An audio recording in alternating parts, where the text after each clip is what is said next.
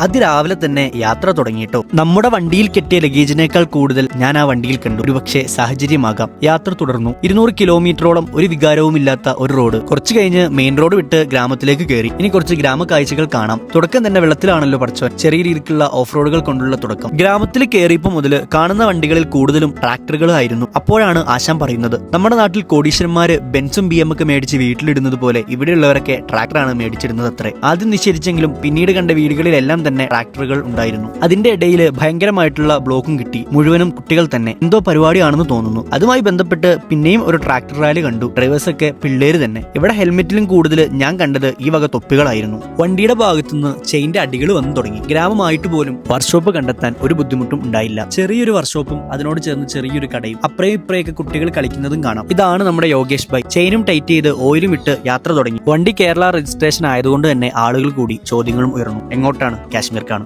യാത്രകൾ തുടരും. ബാക്കി നാളെ.